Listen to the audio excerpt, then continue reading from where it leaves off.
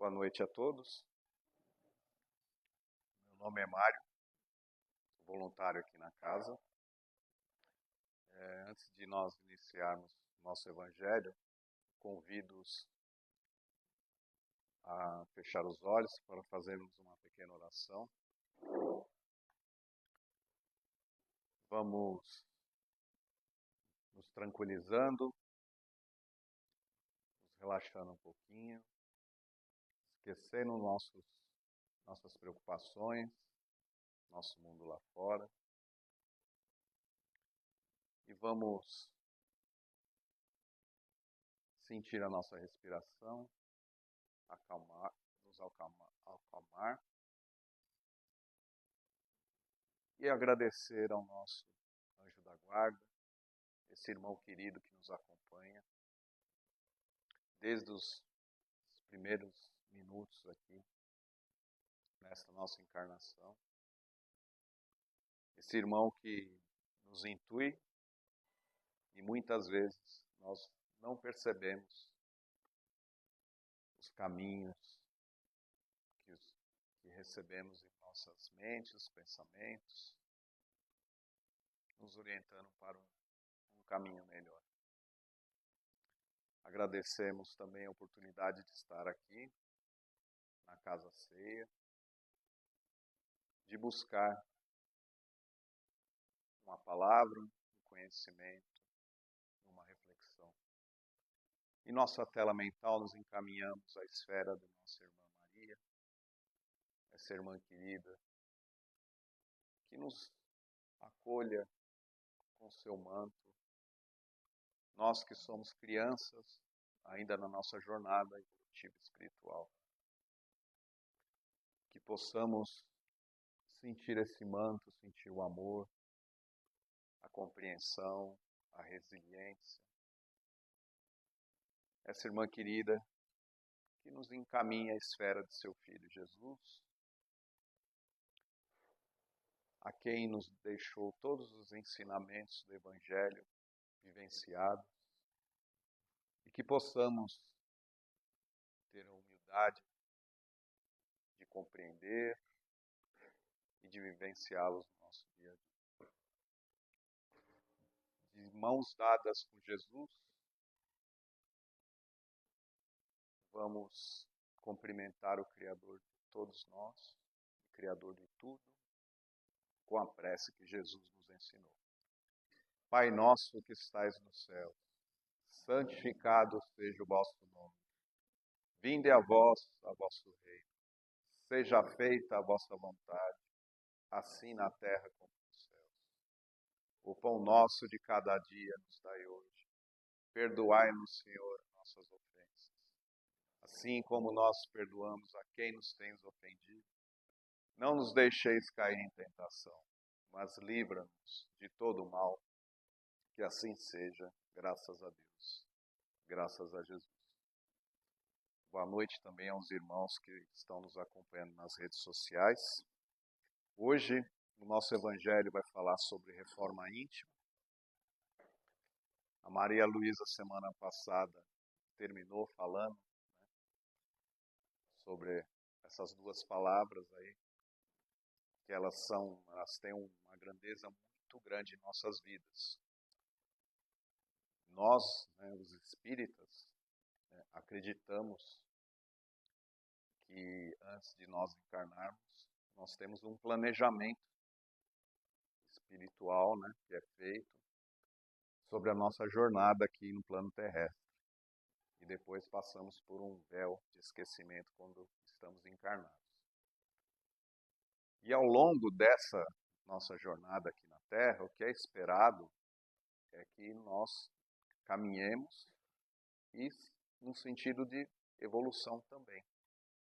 Então, essa jornada que nós estamos vivendo contempla a reforma íntima. E a reforma íntima nós podemos dividir em duas etapas ela.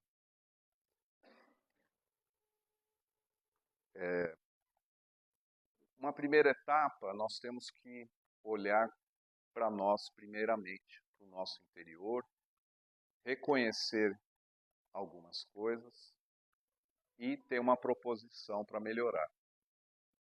E esse é um trabalho que normalmente é um trabalho dolorido, de nós reconhecermos os nossos defeitos. E ao longo do tempo, né, o que é esperado de nós? Né? Pessoas que são voltadas para o bem. E a reforma íntima, ela é a chave para a verdadeira felicidade e a paz de espírito, inspirados nos ensinamentos de Jesus.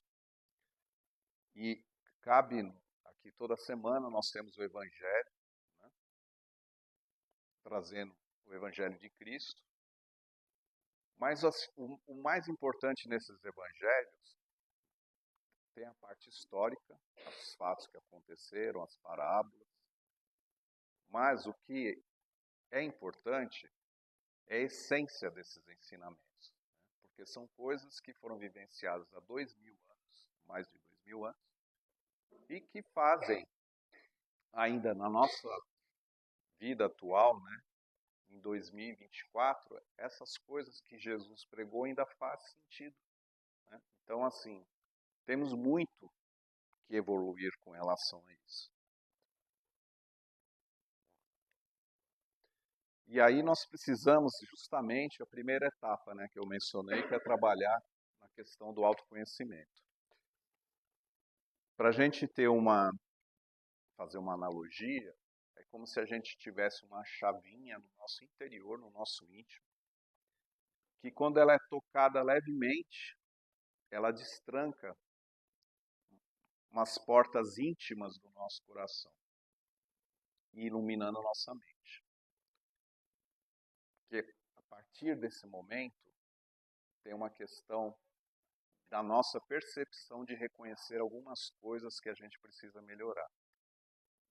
Isso é um trabalho que a gente começa com uma observação, começa com a frequência aqui na Casa Espírita, assistindo o Evangelho, fazendo as nossas reflexões, mas passa posteriormente por uma questão que normalmente a gente costuma adormecer um pouco, que é a questão do desejo de mudar. Muitas vezes a gente não reconhece que nós estamos cometendo algumas atitudes que nos complicam no dia a dia perante os nossos próximos, né? Principalmente no ambiente familiar. Então, no primeiro momento, a gente tem essa questão do reconhecimento, de observar e perceber. E aí, assim, a gente aceitar. Constatamos, né, de fato, eu preciso melhorar esses pontos aqui que eu estou observando. Mas aí depois passo por uma questão que envolve tudo na nossa vida, que é a questão do desejo. Porque o desejo vai nos obrigar a ter algumas mudanças de atitudes, de pensamentos. E isso é uma coisa dolorida.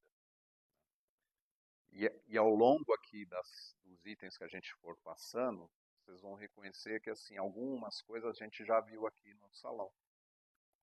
Mas é como se fosse uma viagem, que é a nossa vida mesmo encarnada. E a gente tem que passar por essas etapas, observando e reconhecendo e fazendo proposição. A gente precisa ter a prática. Se não tiver a prática, a gente só com conhecimento não é o suficiente. Por isso a importância, primeiramente, do autoconhecimento. O autoconhecimento para nós é como se fosse também aquela situação que a gente vê nos aviões, antes de decolar, né, o comissário ou a comissária instrui a questão da máscara, né, se tiver uma despressurização na cabine. E o que é para fazer primeiramente? Cai a máscara e a gente põe a máscara primeiro em nós. E depois a gente põe no próximo. Então o que é? O nosso autoconhecimento. Primeiro nós temos que trabalhar as nossas questões, as nossas emoções e atitudes. E aí nós vamos passando por alguns pontos aqui da nossa jornada. questão do amor incondicional. O amor incondicional não é amor de casal. É um amor amplo para quem tem filhos, quem é avó, avós também. É aquele amor que a gente não sabe muito explicar. Assim, não que seja só isso, mas é além disso. Mas já é um amor diferente, né, de amor de casal. Então, esse amor incondicional, ele tem um ponto que também é bem difícil. Amai os vossos inimigos e orai pelos que vos perseguem. O amor incondicional nos eleva e transforma nas nossas relações, promovendo a paz. No capítulo 12 do Evangelho segundo o Espiritismo, fala sobre amai os vossos inimigos. Então, quando a gente está numa situação que a gente foi ofendido, passou por uma situação constrangedora, ou um conflito dentro da família, um problema com o chefe no trabalho, com o colega, passou umas horas, passaram uns dias, aí a gente lembra daquela pessoa que nos magoou. Eu consigo olhar para aquela, pensar naquela pessoa e não ter um sentimento ruim de rancor, de ódio. Então, isso que a gente tem que observar também e trabalhar, que faz parte da nossa reforma íntima. Então, de você ter uma tranquilidade no seu coração, no seu espírito, de fazer uma prece para aquela pessoa, pedir para que ela receba uma ajuda. A gente tem, às vezes não compreende as atitudes das pessoas, às vezes porque nós mesmos provocamos aquela situação ou não. Né? Mas muitas vezes a história de vida daquela pessoa, né, os percalços que ela teve, levam aquelas atitudes. Ou a evolução daquela pessoa naquele momento é aquilo que ela pode oferecer naquele momento. Então a gente tem que compreender isso. Então, assim, esse amor incondicional é uma questão que a gente também tem que trabalhar. E seguindo, que é uma consequência, né? Perdão e a reconciliação, aí já é um passo, né? Que é bem mais dolorido, né? Muitas vezes, porque a gente tem que descer do nosso pedestal, do nosso orgulho e ter a humildade, né? De perdoar uma pessoa, de entrar numa condição de reconciliação. Inclusive, no Evangelho tem um capítulo 10 que fala sobre o perdão das ofensas. E o mais que a gente mais comum ouve, né, sobre isso, que Jesus disse, perdoai 70 vezes 7 vezes. O perdão liberta a alma do rancor e abre o caminho para a paz e a harmonia interior. Então, o perdão nos permite olhar ou lembrar daquela pessoa e não ter aquela vibração no nosso coração, aquele sentimento ruim. A gente vai trabalhando essas questões. Não quer dizer aqui que a gente tenha que ter um convívio diário como era antes. Muitas vezes isso não é possível. Mas pelo menos a gente não pode pensar de uma forma rancorosa quando pensa em alguém que nos fez alguma coisa. Aí vamos seguindo na nossa jornada aqui de reforma íntima. Caridade e amor ao próximo. Aí nós começamos a segunda parte que eu falei lá no comecinho, né, que a gente tem. Primeiro tem a questão interna nossa, que temos que trabalhar, reconhecer, observar. Isso muitas vezes não é fácil. Né? E aí, essas questões, a gente começa a entender isso, trabalhar esses pontos, aí a gente começa a ter umas condições de ajudar o nosso próximo. Né?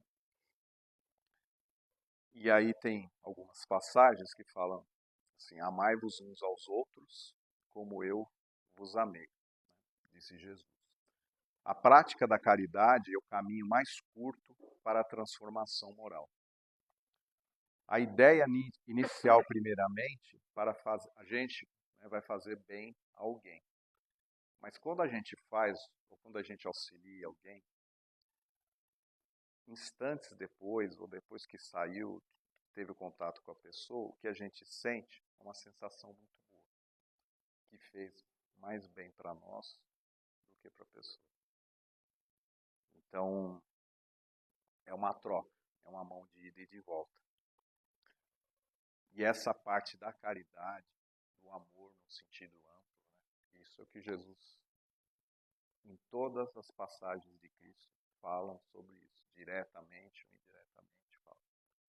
E essa é a questão maior que a gente tem que trabalhar em nós, estarmos atentos a isso, porque é uma amplitude, o amor e a caridade é como quando a gente liga um forno lá no fogão, né?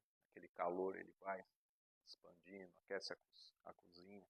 E é isso que a gente faz quando a gente está envolvido com essa questão de amor e de caridade. A gente vai contagiando o nosso entorno. E isso melhora não só a nossa vida, como a vida das pessoas do nosso entorno. E está meio difícil de ver que essa cor não ajudou. Então, humildade e simplicidade. Bem-aventurados os humildes, porque deles é o reino dos céus. A humildade nos aproxima de Deus e nos afasta do orgulho e da vaidade. Aqui eu queria contar uma historinha real, que foi um testemunho meu, questão aqui de, na verdade, a humildade e a simplicidade, elas são contrárias à questão do orgulho. Então, assim, uns 20 anos atrás, um pouco mais que isso, eu morava em São Paulo e eu fazia um serviço freelance para complemento de renda. E era a venda de produtos. E tinha um produto muito bom que era um spray bucal, sabor hortelã. E ele era do tamanho de um batom, de um frasquinho, da embalagem de um batom, desse tamanho. E tinha cota, né? Eu tinha que fazer todo mês uma venda de uma certa quantidade daquele produto. Aí eu tive a brilhante ideia, vi um rapaz trabalhando no semáforo, em São Paulo, no cruzamento com bastante movimento, e ele trabalhava com, assim, bem organizado, umas caixinhas, com muita coisa com bala. Aquelas, quem é mais antigo vai lembrar aquelas balas Mentex, uma balinha branca e tal, meio ardidinha. E ele é cadeirante. E aí eu fui conversar com ele para ver se eu incluía esse spray lá no kit de venda dele, né? Aí nós começamos a conversar, ele falou que eu tinha que colocar um plastiquinho lá, selar, porque ele tinha manuseio, mexia na roda, então para não sujar o produto. Ele me deu uma aula de venda, de higiene, de educação e principalmente de humildade. E aí a gente fechou um valor, tudo. Aí quando ele falou para mim, aí ele falou uma coisa que eu, no meu orgulho, me desmontou. Ele falou assim, olha, o que a gente pode fazer, o que eu posso fazer para te ajudar, é isso. Aí isso acabou comigo. Até desistir, né, de seguir no processo com ele. Né? Por conta do quê? De orgulho. Né? Eu achei que eu ia oferecer um produto para ajudar ele, e na verdade eu estava precisando de ajuda, porque eu tinha uma meta de venda daquele negócio.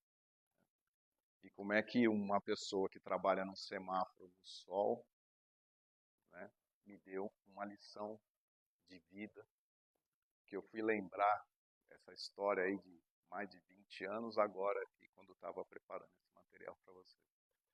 Então, assim, no dia a dia, nós estamos num dia a dia, nas situações que a gente menos espera. Né? E aí acontece uma coisa, vai lá no nosso orgulho, aí a gente... Então, questão de orgulho e humildade é uma questão muito difícil, sempre aparece em nossas vidas. E aí, seguindo na nossa questão de reforma íntima, né? Vigilância e oração. Vigilância porque a gente reconhece, já reconheceu, já sabe alguns defeitos, está trabalhando, fez proposta, aí de vez em quando a gente vai e escorrega naqueles pontos. Por quê? Por falta de vigilância, de perceber, olha, o negócio está indo, eu já sei qual que vai ser a minha reação ali na frente, é melhor dar uma segurada.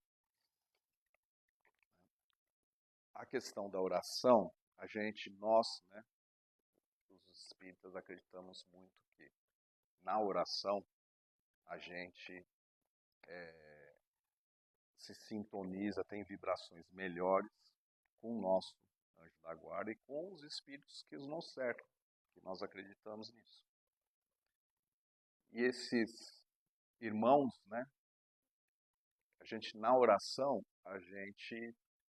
esses irmãos que são espíritos menos esclarecidos ou que ficam nos perturbando, nos intuindo algumas coisas para a gente não dar aquela resposta, você não pode engolir isso aí, ficar quieto, e, sabe, esse tipo de coisa, fica aquela tormenta em torno da gente, que às vezes a gente fala assim, nossa, por que eu entrei em estado de cólera? Por que eu fiz isso? Então, a vigilância para a gente observar não chegar nisso.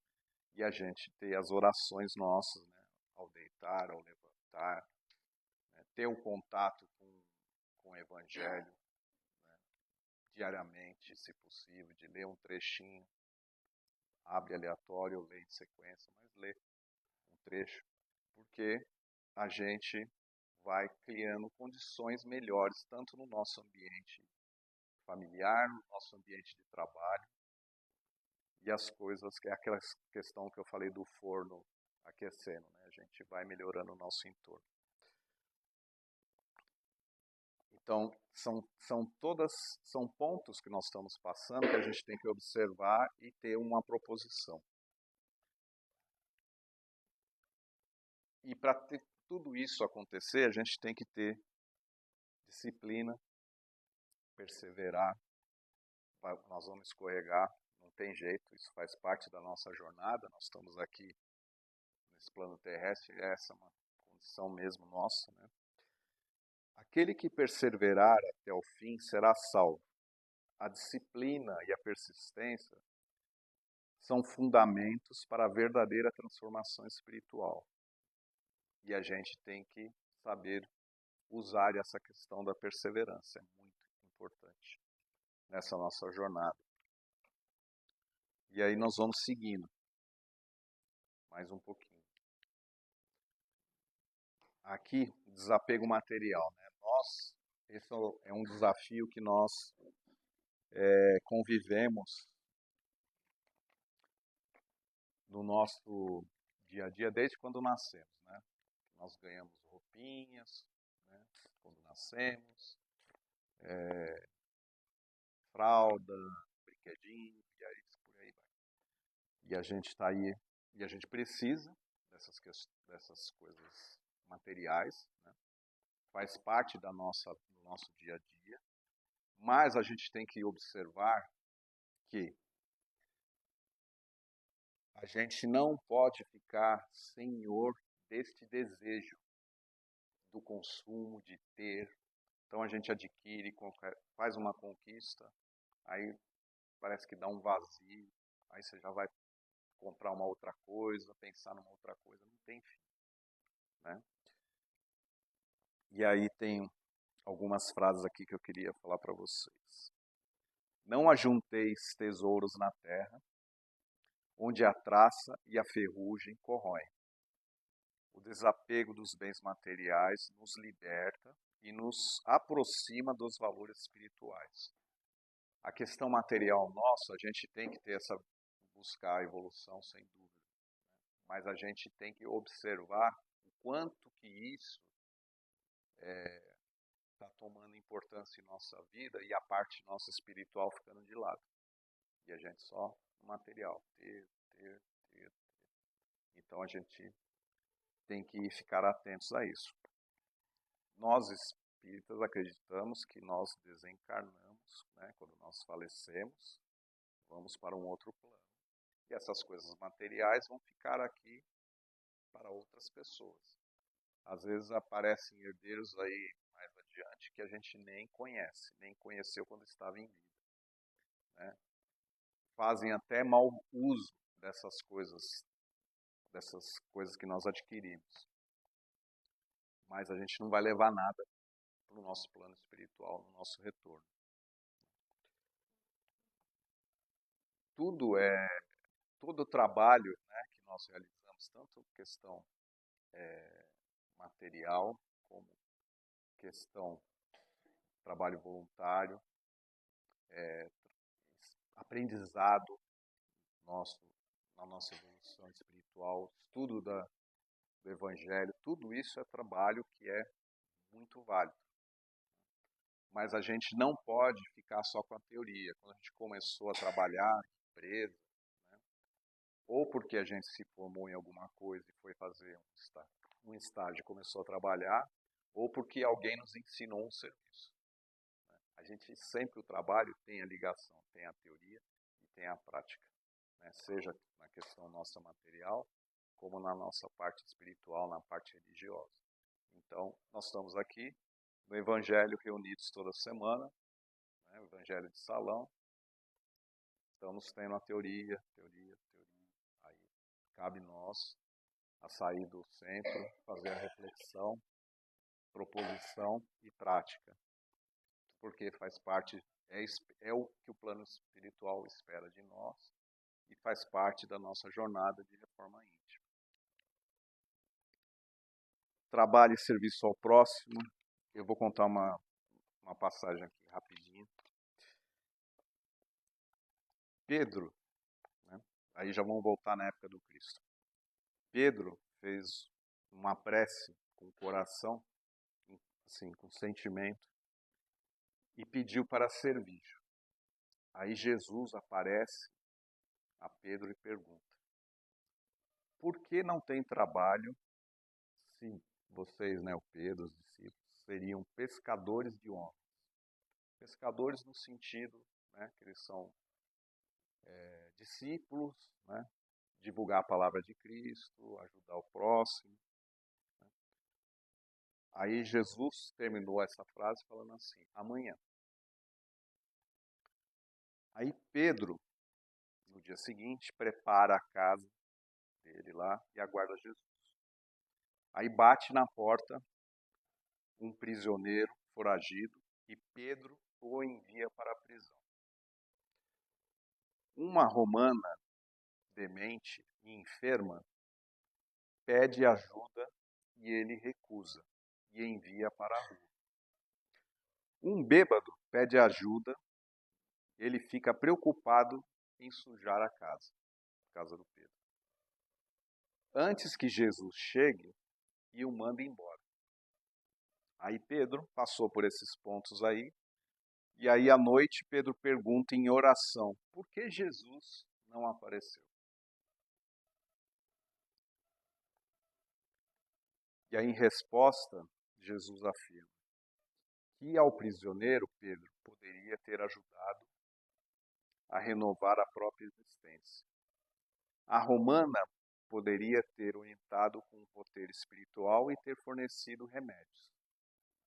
Ao bêbado poderia ter acolhido em lugar de ter dispensado. E aí Jesus fala, pede a Pedro que ele dê o que tem em serviço aos necessitados. Então, muitas vezes, nós estamos na situação de Pedro no nosso dia. Pessoas que nos procuram, às vezes a pessoa não vem declaradamente falando para nós que está precisando de ajuda, né? Vem de umas formas que a gente sutilmente às vezes tem que perceber. Então tem situações que vêm ao longo de nossas vidas, nossos dias, que a gente perde a oportunidade de ajudar alguém. Nem que seja com um ouvido, de dar uma atenção, de acolher um parente mais idoso na nossa casa. Então nós temos inúmeras oportunidades que nos são apresentadas e a gente tem que ficar atento a isso. para finalizar, aqui uma situação que parece uma confraternização, mas não é bem isso. Nós, quando estamos aqui, né, no Evangelho, a gente não pode carregar ninguém com relação a querer fazer as mudanças, né? A decisão é de cada um de nós, né, de querer fazer uma transformação interior. E sempre vai passar por uma questão nossa de decisão, né? Então nós estamos aqui no Evangelho toda semana, aí nós temos que tomar a decisão de ter a mudança de um hábito para vivenciar os ensinamentos que Cristo pregou e espera de nós. Esse que é o nosso desafio, né? Colocar em prática todos os ensinamentos que a gente recebe. Com isso, a gente está, em cada passo, fazendo a nossa reforma íntima. Às vezes a gente tem dificuldade de trilhar esse caminho, não percebe, não tem persistência. Aqui na casa, de tempos em tempos, tem uma escola de aprendizes. Muitos trabalhadores vieram da escola, né, porque ela trabalha esses pontos, traz técnicas que a gente precisa quando a gente... Às vezes a gente não está nem percebendo que está fazendo coisa que incomoda, que traz alguma perturbação para alguém. Então, assim, desde esse comecinho, a reforma íntima é trabalhada. Então, isso que nós, né, Jesus sempre acredita em nós, né? Então, fica o convite para nós aqui, para as nossas reflexões, para as nossas decisões, tomar as decisões, de colocar em prática, que é isso que é esperado de nós nessa jornada aqui, no nosso plano espiritual, no plano terrestre que nós estamos aqui. E assim nós encerramos. Eu convido a todos a fechar os olhos para fazermos uma prece de encerramento. Agradecer a oportunidade de estarmos aqui mais uma vez nesta casa bendita. Agradecer por estarmos dispostos a ouvir, a ter uma reflexão e que possamos levar sempre os ensinamentos de Cristo para o nosso dia a dia, no nosso convívio com nossos irmãos. Que Jesus nos acompanhe, nos proteja, continue nos protegendo para o retorno de nossas casas e que possamos compartilhar os ensinamentos de Cristo com a nossa família, nossos amigos, conhecidos e as pessoas que nos apresentam aí no nosso dia a dia. Que assim seja, graças a Deus, graças a Jesus.